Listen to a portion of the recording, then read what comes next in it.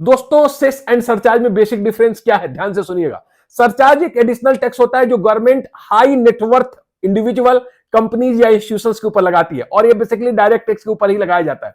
जो सरचार्ज है उसका कोई स्पेसिफिक उद्देश्य नहीं होता है, गवर्नमेंट इसे जनरल रेवेन्यू के रूप में लेगी और जहां चाहे वहां खर्च कर सकती है। साथ ही साथ ये समझिएगा कि जो सरचार्ज है वो ऐसे लोगों के ऊपर लगाया जाता है जिनकी इनकम एक हाई जो है नेटवर्थ से ज्यादा है, 50 लाख रुपए से ज्यादा अगर आपकी इनकम है तो ही आपके ऊपर सरचार्ज लगाई जाती है। कोई जनरल पब्लिक या इंस्टीट्यूशन इसको नहीं देते।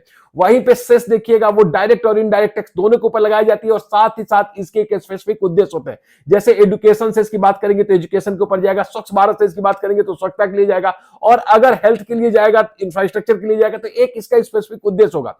तो सेस जहां पे है वो टैक्स ऑन टैक्स है, और जहां पे बात सरचार्ज की कही जाएगी वो एडिशनल टैक्स है जो टैक्स लायबिलिटी के ऊपर लगेगी। इस बात को भी ध्यान रखिएगा कि कभी भी जब सरचार्ज की बात करेंगे तो ये टोटल इनकम के ऊपर नहीं लगेगी, बल्कि ये लगेगी आपके जो टैक्स लायबिलिटी है उसके ऊपर। जैसे मान लीजिए आपकी इनकम 1 करोड़ है और आप 25 लाख रुपए टैक्स देंगे, तो 25 लाख रुपए के ऊपर ही गवर्नमेंट जो है आपके ऊपर सरचार्ज लगाएगी। सेस जब आप देंगे तो टैक्स जो आपने दिया है वो प्लस आपकी सरचार्ज, और उसके ऊपर आपका सेस दी जाएगी। इसका मतलब जो भी टैक्स पेयर है, चाहे वो उसकी कितनी भी इनकम है, अगर वो डायरेक्ट टैक्स देता है तो वो पक्का सेस देगा, जबकि सरचार्ज में आपकी इनकम 50 लाख से ज्यादा होगी तो भी आप सरचार्ज दोगे। और सेस डायरेक्ट और इनडायरेक्ट टैक्स अमूमन दोनों के ऊपर लगाया जाता है, सरचार्ज सिर्फ और सिर्फ जो है डायरेक्ट टैक्स के ऊपर लगाया जाता है। Thank you.